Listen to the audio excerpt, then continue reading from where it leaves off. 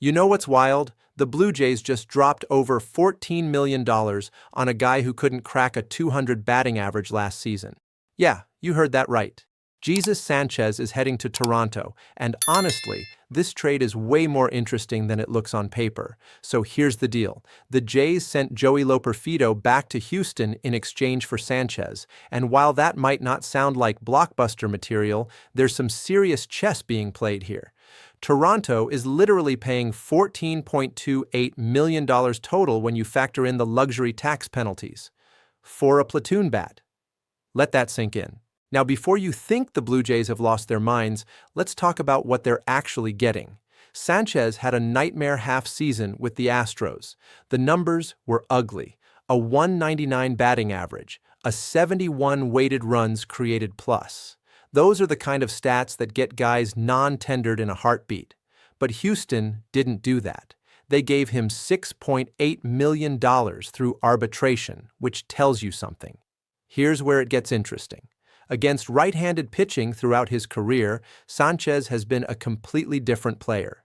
We're talking a .253 average with a .450 slugging percentage. The guy can absolutely mash righties when he's on. His bat speed last year ranked in the 93rd percentile of all major league hitters, 93rd percentile. His hard contact rate sits at 45% for his career. These aren't the metrics of a scrub. The Jays are clearly betting that Houston was just the wrong environment. Maybe it was the pressure, maybe it was the different coaching approach, maybe it was just bad luck. But the underlying numbers suggest there's still a legitimate major league hitter in there somewhere.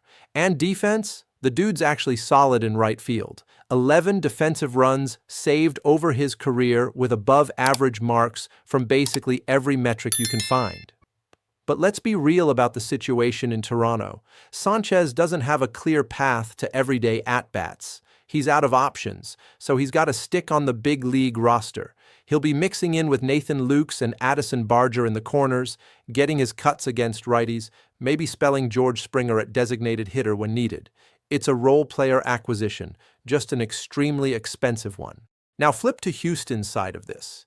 They just cleared nearly $7 million off their books, and according to Dana Brown, they're not done making moves.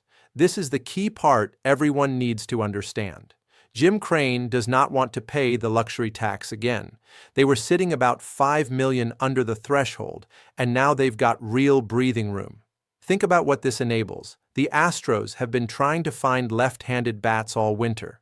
They've got that whole infield logjam situation with Isaac Paredes' name popping up in trade rumors constantly. They've got Christian Walker eating up $40 million over 2 years after a down season. Getting Sánchez's salary off the books gives them flexibility to actually do something. And what are they getting back? Loperfido is 26, entering his final option year with 5 years of control. He hit .333 for Toronto last year, but let's pump the brakes. That was built on a .431 BABIP. That's absolutely unsustainable. His underlying numbers were rough. Below average exit velocity, below average hard contact, concerning strikeout to walk ratio. In AAA, he was basically league average. So Houston's essentially swapping one struggling outfielder for another, but they're getting a younger guy with more team control and getting paid to do it. That's the real transaction here. This isn't about Loperfido being some hidden gem. This is financial maneuvering disguised as a baseball trade. For Toronto, it's a calculated gamble. They're hoping a change of scenery unlocks something.